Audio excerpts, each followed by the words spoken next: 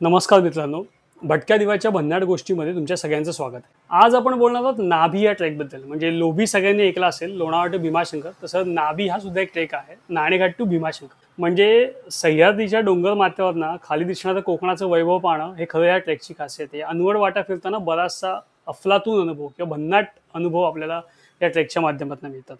So 3 वर्षापूर्वी आम्ही लोभी केला होता। सो आम्ही तेव्हापासून ठरवलं आपल्याला नाभी करायचं, पण काही वैयक्तिक कारणांमुळे ते काही जमलं नाही। सो या वर्षी पावसामध्ये आम्ही नाभी करण्याचा निश्चित केला आणि मग प्रवास सुरू झाला। नाभी ट्रेकबद्दल सोबत कोण येणार, तर माझ्या ऑफिसमधला माझ्यासारखाच एक सह्याद्रीत भटकणारा प्रशांत आहे। तो म्हणाला की कोणी नाही तर आपण दोघं जायचंच आहे, कारण का त्या पट्ट्याने लोभीसाठी अगदी पैसेही भरले होते। आणि मग तो म्हणाला की दिवसा नाभीला जायचं तर मी तयार आहे, आणि मग तो तयार झाला। सो दोघं जणच आम्ही जायचं ठरलं। आणि मग कल्याण स्टेशन आम्ही सव्वा 11 वाजता काढलं, कारण का मला माहिती आहे 11:30ची कल्याणवरनं जुन्नरला जाणारी एक बस आहे, जी आम्हाला वैशाखापर्यंत म्हणजे जे नाणेघाटाचं बेस आहे तिथपर्यंत आपल्याला पोहोचू शकते। सो आम्ही कल्याण जेव्हा एस टी डेपोमध्ये गेलो तेव्हा तिकडे गोंधळाचा महाकुंभ होता। म्हणजे कल्याणचा डेपो तुटला आहे, तुम्हाला सगळ्यांना माहिती आहे, आणि अगदी छोट्या छोट्या पॅचमध्ये डेपो चालतो। 11:30ची बस 1:30 वाजता आली आणि ती एवढी प्रचंड भरली होती, आणि पाठीवरच्या 2 मोठ्या बॅग घेऊन त्या बसमध्ये शिरणं अशक्य होतं। सो आम्ही ती बस सोडली। फायनली आम्हाला 2:30 वाजता तिकडे एक इको मिळाली, जी आय फाट्यापर्यंत जाणार होती। त्यांना आम्ही सांगितलं की आम्हाला वैशाख म्हणजे नाणेघाट गुहा मार्ग जो दिलेला बोर्ड आहे तिथपर्यंत आपल्याला सोडायचं। तिथे आम्ही 4:30 वाजता पोहोचलो, आणि जेव्हा 4:30 वाजता पोहोचलो तेव्हा लक्षात आलं की एक 10व्या मिनिटाला, म्हणजे तो जसा ट्रेक चालू केला तसं 10व्या मिनिटांना एक भयानक असा गुरगुरण्याचा आवाज ऐकला, आणि तो क्लिअरली जाणवता की तो बिबट्याचा आवाज आहे। आणि ऑब्व्हियसली त्या जुन्नर आणि तो नाणेघाट जो पट्टा तिकडे बिबट्यांचं प्रचंड वास्तव आहे। सो तो गुरगुरून सांगत होता की तुम्ही माझ्या टेरिटरीमध्ये, तुम्ही इकडनं निघून जा म्हणून। सो आम्ही रिस्पेक्ट केला त्याचा, आणि आम्ही ताबडतोब तिकडनं निघालो। आणि पुढे काही वेळानंतर गेल्यानंतर काही 10 जण आम्हाला नाईट ट्रेक करणारी मुलं मिळाली। त्यांनीही तोच कन्फर्म केला की त्यांनाही तो आवाज प्रचंड ऐकायला आला। पहिल्याच नाणेघाटाचा ट्रेक आम्ही बऱ्याचदा केलाय। मार्ग खालचं खूप गुरांच्या वाटा होता, पण आता प्रॉमिनंट वाट आहे। तुम्ही नाणेघाटापासून अगदी गुहेपर्यंत रात्री अपरात्री कधी व्यवस्थित बिबट्या नसेल तर सुखात समाधानाने न वाट चुकता जाऊ शकता। सो आम्ही 4:30 वाजता नाणेघाट चालायला सुरू केला होता। 6:30 वाजेपर्यंत आम्ही गुहेत पोहोचलो। मी आणि प्रशांत इथपर्यंत पोहोचलोय।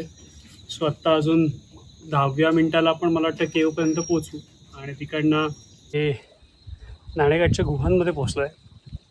आता तिथून थोडं पुढे सुभाष एक हॉटेल आहे, तिथे थोडंसं काही खाऊ, थोडं नाणेघाटाच्या केवमध्ये बसतो, कारण का निवांतपणा इथेच मिळतो। आज एवढ्या सकाळी कोणी नाही आहे। बऱ्याच वेळेला ही केव खूप आधी मोकळी असायची, आणि आम्ही तिकडे कित्येक रात्र झोपलो आहे। कालांतराने इतकी गर्दी वाढली की फॉरेस्टवाल्यांनी केवला लॉक लावला, दरवाजा लावला, आणि ती बंद करण्यात आली। सो रात्री झोपायला परमिट करत नाहीत। त्या गुहेमध्ये बऱ्याचशा आठवणी आहेत, कारण का बरीच वर्ष आम्ही ते गुहेमध्ये ट्रेक दरम्यान राहायचो। आता तर ऑब्व्हियसली ती गेट लावून आणि तिकडे एखादा गावकरी किंवा वॉचमन असून ती बंद असते। पण नाणेघाटाच्या वरती, म्हणजे नाणेघाटाच्या वरती जो प्लॅटू आहे नाणेघाटाचा, तिथे मात्र सुभाषचं एकमेव घर होतं पूर्वी। आता तिकडे बऱ्याचशे हॉटेल झाले। सो आम्ही 6:30 वाजता गेल्यानंतर पहिल्यांदा बघितलं की पोटात काहीतरी गेलं पाहिजे, कारण का रात्री अगदी 11:30 पासून पोटात काही नव्हतं। सो मध्ये 1-2 बिस्किटं खाल्ली असतील। तिकडे गेल्यानंतर आम्ही मस्त मिसळपावावरती ताम मारला, आणि दिवसभराचा जो रात्रभराचा ट्रॅकचा थकवा होता तो थोडासा आधार मिळाला त्या गोष्टींसाठी। आमचा इथून प्रवास सुरू होणार होता जीवधन करण्यामागे। म्हणजे खरं तर नाणेघाट टू भीमाशंकर करताना जीवधन किल्ला उतरून चढायची तशी काही गरज नाही, तुम्ही वाया घाटघरवरनं डिरेक्टली जाऊ शकता। पण थोडा एक जुन्नर म्हणजे जीवधन चढून जाण्यामध्ये एक वेगळा थरार होता, आणि आमचा थरार त्यावेळेला वेगळा होता, कारण का आम्ही चढणार होतो कल्याण दरवाजाने, उतरणार होतो जुन्नर दरवाजाने। म्हणजे जुन्नर दरवाजा एनिहाव टफ असतो, थंडीत किंवा हिवाळ्यात। आम्ही दोघंच होतो, पावसामध्ये रेस घ्यायला थोडीशी काही हरकत नाही, म्हणून आम्ही प्रयत्न करायचा निश्चय केला। नाही जमलं तर परत यायचं, हा आमचं ठरलेलं गणित होतं। सो आम्ही जेव्हा निघालो आणि त्या जीवधनच्या पायथ्यावरनं जो खालचा कोकणातला किंवा कल्याणचा जो अफलातून नजारा बघितला ना, हा हा हा, रात्रभराचा सगळा शीण त्या एका नजाऱ्याने निघून गेला। आणि मग तिथून पुढे प्रवास चाललो जुन्नर म्हणजे जीवधनकडे आम्ही जेव्हा जायला निघालो तेव्हा ॲज युज्युअल ते मध्ये रशी लावून आणि ते सगळं वरती चढून आपण कल्याण दरवाजाने वरती चढतो। किल्ला वगैरे पाहिला थोडाफार, कारण का किल्ला आधी पाहिला होता, पण बेसिक गोष्टी दारू कोठाराच्याच पाठीमागनं ती जुन्नर दरवाजाला जाणारी वाट होती। सो मग त्या वाटेने आम्ही जुन्नर दरवाजा काढला। तिथे मात्र सामसूम होतं, तिकडे कोणी नव्हतं, आम्ही दोघंच होतो। दरवाजा शोधणं हा एक टास्क असतो, कारण का अजूनही बघाल तर साधारण एक 11:15 झालेत, आणि 11:15 वाजता किल्ल्यावरचं हे दुःख आहे। तो पाऊस पडत होता, धुक्याची चादर होती, म्हणजे विजिबिलिटी फार कमी होती आणि पायऱ्यांवरती शेवाळं अगदी जाड झालं होतं, म्हणजे पाय हात लावूनच पाय ठेवावं लागत होतं. वाटेत 2 रश्या होत्या, तर रश्यांच्या आधाराने त्या शिड्यांपर्यंत पोचायचं. शिड्या माझ्या मागे दिसतोय ना, तो जीवदानच्या जुन्नर दरवाजाचा खरा थळा आहे. म्हणजे या पायऱ्या ॲज युजल इंग्रजांनी सुरुंग लावून फोडल्याची खूण आहेत आणि मध्ये या ठिकाणी पिक्चर माहीत नाही, पण हा जो पट्टा आहे वरचा, तिथे ही त्याची रशी बांधली, रशीच्या साह्याने खोबण्यात थोड्याशा त्याने खाली यायचं. मग ही एक शिडी आणि मग पुन्हा एक खाली अजून एक शिडी. सो 2 मजबूत लोखंडी शिड्या आहेत आणि की नाही माहीत नाही, पण हे स्टीलचे बोल्ट आहेत मारलेले, केमिकल बोल्ट्स. जर रोप अटॅच करायचं असेल तर. पण नशीब आमचं एवढं चांगलं आहे की पाऊस पडत नाही आहे, पाणी वाहत आहे, प्रचंड शिवार आहे, म्हणजे प्रत्येक पाऊल अगदी सावकाश आणि सांभाळून ठेवावं लागतं आहे. पण पाऊस नसल्यामुळे थोडा रिलॅक्स आहे. या 2 शिड्या आहेत, मग एक वरती शिडी आणि खाली शिडी आहे. ती थोडीशी रिस्की आहे. तिकडं तेव्हा काही वाटलं नाही, पण त्याच्या खालचा जो पायऱ्या आहेत ना, ते असं होतं की अगदी धुकं, म्हणजे खालची पायरी दिसत नाही. बाजूच्या जे रेलिंग्स आहेत जिथे हात आपण पकडू शकतो त्या सगळ्या तुटल्या आहेत, त्याच्यामुळे त्याच्यावरती काही विसंबून जात येत नाही. पडला तर डायरेक्ट संपला या हिशोबात होतो.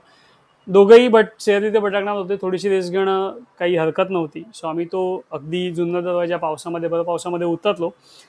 खाली गेल्यानंतर शेकरू दिसलं, म्हणजे भीमाशंकर म्हटलं आणि शेकरू म्हटलं की भीमाशंकरने आशीर्वाद दिला असंच एक फील येतं. तिकडनं पुढे चालत आम्ही 1:30 वाजेपर्यंत घाटघरला पोचलो. सो घाटघरला सोबतचं जेवण जेवलो आणि तिकडे आम्ही पुढे आमच्या पुढच्या रस्त्याची चौकशी केली. आम्हाला आजचा रात्र काढायची होती आंबोली गावामध्ये. सो घाटघरमध्ये म्हणाले की ते आंबोलीपर्यंत चालत जाण्यात काही पॉईंट नाही, कुकडेश्वरपर्यंत मस्तपैकी तुम्ही गाडीने जा, तिकडनं पुढे 1-1.5 तासामध्ये तुम्हाला ह्याचं म्हणजे आंबोली गाव लागेल म्हणून.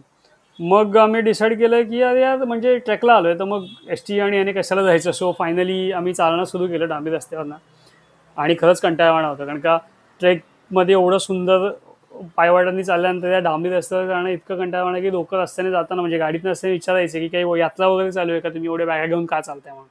सो कंटाळून आम्ही एक 4:30-पावणे 5ला फुगळे गावात पोचलो. मग त्या गावात आम्ही चौकशी केली की आम्हाला आंबोलीत पोचायचं, तर कसं पोचू. ऑब्व्हियसली ती लोक म्हणाले की तुम्ही इकडनं पुढे बस करा आणि कुकडेश्वरने जा, पण आम्हाला म्हटलं आम्हाला पायवाट्यानेच जायचं. इन्सिस्ट केल्यानंतर तिथले एक आजोबा म्हणाले काम करा, इकडनं पुढे ना एक घर लागते, त्या गळीत चढा, पलीकडे उतरलात की तुम्हाला आंबोली 10 मिनिटं होती, म्हणजे इकडनं 1-1.5 तास आणि पुढे 10 मिनिटं, म्हणजे साधारण 1.5-पावणे-2 तासामध्ये तुम्ही आंबोलीमध्ये पोचायला पाहिजे. सो आम्ही चहा वगैरे घेतला त्यांच्या घरामध्ये आणि आम्ही 5-5:30ला आम्ही पुन्हा त्या वाटेला सुरू केलं चालायला. 6-6:15 वाजता चाललो तरी काही वाट संपत नव्हती आणि ती काही घर काही लागत नव्हती. सो मग आम्ही डिसाईड केलं 2 जण आहे, रात्रभर त्या जंगलामध्ये अडकून बसण्यापेक्षा आपण परत रिटर्न जाऊया. आजोबा म्हणालेत ना 1.5 तासामध्ये. सकाळी लवकर उठू 5ला, गावातला एखादा वाटाडा घेऊ, रस्ता घर क्रॉस करू, आंबोली 10 मिनिटात पोचू आणि आंबोलीपासून पुढे अहुपेपर्यंतचा ट्रॅक करू, म्हणजे दुसऱ्या दिवशी. सो 6-6:15 वाजता आम्ही परत यायला सुरू केलं फुगळेपर्यंत येण्यासाठी. आम्ही फुगळे गावापासून 5 मिनिटावरती असू तेव्हा एक 10 जणांचा ग्रुप आम्हाला आधी तो जीवदानला भेटला होता. सो त्यांनी आवाज दिला, दादा आता कुठे चाललात म्हणून. म्हटलं ते आम्ही चाललो एक 1-1.5 तास 1-1.15 तास चाललो, पण पुढे आम्हाला काही वाट सापडली नाही. सो आम्ही रिटर्न चाललो आणि आता फुगळेमध्ये राहायचं ठरलं. ते म्हणाले आपण प्रयत्न करूया का, माझ्याकडे मॅप आहे, ॲक्युरन्सी नाही आहे, पण ट्राय करायला काय हरकत आहे. मग मी म्हटलं हरकत नाही, आता 2 जण आहेत आणि 10 जण आहेत, म्हणजे 2 जण आणि 10 12 जण झाल्यानंतर कॉन्फिडन्स लेवल ऑब्व्हियसली वाढणार होता. सो आम्ही पुन्हा त्याच वाटेने निघालो, म्हणजे जवळजवळ 50-55% मी ऑलरेडी वाट ती आधीच कव्हर केली होती. पुन्हा त्याच वाटेने आम्ही त्या पॉईंटपर्यंत पोहोचलो जिथून आम्ही परत आलो होतो.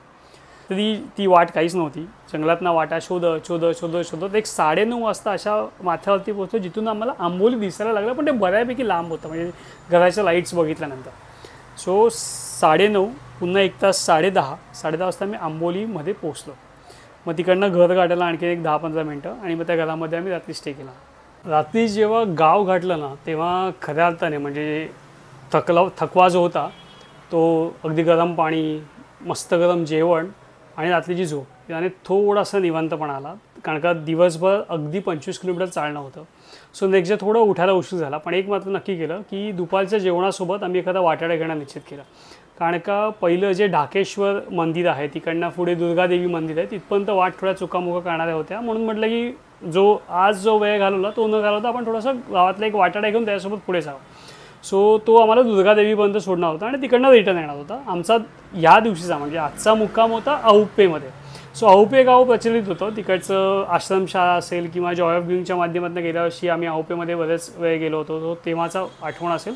सो औपे परिचित गाव होतं, पण इकडनं वाटा मात्र वेगळ्या होत्या. सो सकाळी उठलो, ब्रेकफास्ट केला, आम्ही थोडं एक 8:30-9 असं आरामातच निघालो. वाटेत लागणारं म्हणतात ना की ते निसर्गाचं सौंदर्य आंबोली गावामध्ये निसर्ग म्हणजे देवाने भरभरून दिलं आंबोली गावाला, की तो धबधबा तिकडची हिरवाई एकदम अफलातून आणि भन्नाट होती. ते आम्ही बघत कारण गावातला वाटाडा होत्या त्याच्यामुळे आम्हाला वाट चुकण्याची भीती नव्हती. सो त्याच्या मागून आम्ही पार गेलो, एका ठिकाणी गुहेपाशी पोचलो. त्या गुहेवरती असं होतं, म्हणजे जो कवर फोटोवरती जो नाभीचा फोटो ठेवला आहे ना तो त्या गुहेतलाच आहे, की तुम्ही गुहेमध्ये असता, तुमच्यासमोर पाण्याची चादर असते आणि त्या चादरीच्या आडून तुम्ही निसर्गाला पाहत असता, किंवा तो पडदा असतो त्या पडद्याच्या आडून तुम्ही निसर्गाला पाहत असता. हा अफलातून नजारा होता. वाटेत एका ठिकाणी आम्हाला मस्त बिव्याचे एकदम ठळक ठसे पाहायला मिळाले. सो त्याच्या असण्याची जाणीवसुद्धा तिने आम्हाला करून दिली होती. आणि मग पहिलं डाकेश्वरपर्यंत पोचलो. मग तिकडे थांबून थोडंसं जो स्टोव 2 दिवस पाठवत घेऊन फिरत होतो त्या स्टोवच्या माध्यमातून मस्त गरम सूप बनवलं. आणि ह्या वातावरणामध्ये ते गोडगोड सूपसुद्धा खूप एनर्जी देणारं असतं. सो ते करत आम्ही दुर्गादेवीपर्यंत पोचलो. दुर्गादेवीला बरेचसे लोक तिकडे त्यांचे भाविक येतात तिकडे गाडी घेऊन. आणि मग दुर्गादेवीमध्ये सोबत आणलेला आम्ही भाजी चपातीचा डबा खाल्ला. सो या वातावरणामध्ये ते लक्झरी दुर्गादेवीच्या मंदिरामध्ये बसून तो भाजी चपातीसुद्धा एकदम लक्झरियस फूड आम्हाला वाटत होतं. आणि मग तिथून मामांना पण निरोप दिला, ते पण पुन्हा गावाकडे निघालो आणि आम्ही पुढे निघालो.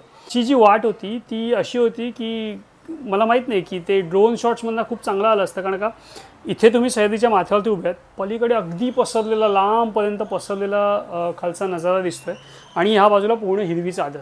आणि त्या माथ्यावरनं बरोबर माथ्याच्या एजवरनं त्या कड्यावरनं तुम्ही असे 10 जणं ट्रॅक करत चालत आहेत. अफलातून म्हणजे एक सिनेमॅटिक शॉटवाला नजारा होता. माझ्याकडे ड्रोन नाही आहे, पण जेवढं जमलं तेवढं मी काढण्याचा प्रयत्न केला माझ्या हिशोबाने. आणि मग तिथून आम्ही पुढे चालत गेलो. तिकडनं पुन्हा तेच होतं की एक साधारण 6-7 किलोमीटरचा डांबरी रस्ता होता आणि चालायला पुन्हा तोच कंटाळा. मग आम्ही एका जिथे थांबलो मध्ये एका ठिकाणी, तर त्यांनी चहा दिला आणि चहावर बोलता बोलताना त्यांची ट्रॅक्स पण होते. ते म्हणाले की तुम्ही 6 किलोमीटर डांबरीत चालणार ना, तर तुम्ही मला मी गाडीने सोडतो. म्हणजे ठीक आहे, कालचा थकवा होता आजचा थकवा होता, म्हणजे 6 किलोमीटरचं चीट चालू शकतं. सो आम्ही 6-7 किलोमीटरचं चीट केलं अगदी. म्हणजे कालचं 25 किलोमीटर, आजचं जवळजवळ एक 18-1 किलोमीटर आमचे झाले होते. सो आणखीन 5-6 किलोमीटरचं आम्ही चीट केलं आणि आम्ही औपेमध्ये पोचलो. औपेमध्ये तर एकदम होमली फील, कारण का गाव माहिती, तिकडची जागा माहिती, तिकडची लोक माहिती. सो आम्ही रात्री औपेमध्ये थांबलो, मस्त प्रॉपर रूम आणि ते सगळं, त्यामुळे थोडासा निवांतपणा होता. या 10 जणांनी जाऊन तर आंघोळ पण करून आले. आम्हाला तसं आंघोळीचं फार काही औचित नाही आहे म्हणून आम्ही ते सोडून दिलं. पण आल्यानंतर गप्पा रंगल्या, जुन्या ट्रेकच्या गप्पा रंगल्या, क्लाइम्बिंगच्या गप्पा रंगल्या आणि पुन्हा एकदा क्लाइम्बिंगकडे वळायची इच्छा झाली. सो ते आपण नंतर बोलूच त्याच्यावरती. पण औपेतला हा रात्र एकदम सुखाची आणि समाधानाची झाली. ट्रेक अफलातून होता, वाट अफलातून होती. आम्हाला माहिती होतं नेक्स्ट डे जो आहे ना तो खूप लेंदी होणार आहे, कारण का औपे टू भीमाशंकर हा प्रवास करायचा आणि तो ट्रेक बऱ्यापैकी लांब आहे, लांब लचक आहे. आणि भीमाशंकर तर म्हणजे आम्ही भर श्रावणामध्ये होतो, त्याच्यामुळे भीमाशंकरमध्ये तर प्रचंड गर्दी मिळणार आहे हे आम्हाला आधीच माहिती होतं. सो आम्ही सकाळी लवकर सुरू करण्याचं ठरवलं. मी थोडा टेक्नो फ्रेंडली नाही आहे मॅपच्याबद्दल. सो त्या औपेमध्ये मस्तपैकी मामांनी आम्हाला कागदावरती मॅप काढून दिला आणि त्या समजवली की वाट कशी जायची काय जायची, आणि त्या पद्धतीने आम्ही पुढे औपेतनं निघालो भीमाशंकरकडे जाण्यासाठी. भीमाशंकर पोचता आम्हाला साधारण एक 4:30 वगैरे वाजले. आमचं ठरलं होतं की दुपारचं जेवण भीमाशंकरला पोचायचं, पण लेट झाला, कारण का वाटा आणि त्यामध्ये 2-3 ठिकाणी पाण्याचे स्ट्रीम्स ओलांडावे लागले. सो त्याच्यामुळे लेट झाला. इथून पुढे भीमाशंकरला निघाल्यानंतर भीमाशंकरला आम्ही जवळजवळ 4-4:30ला पोचलो आणि भीमाशंकरमध्ये अगदी घुसमट व्हायला लागली, कारण का 2 दिवस आम्हाला माणसंच दिसत नव्हती आणि इथे भीमाशंकरला एवढी गर्दी, एवढी माणसं ना की असं घुसमट व्हायला लागली.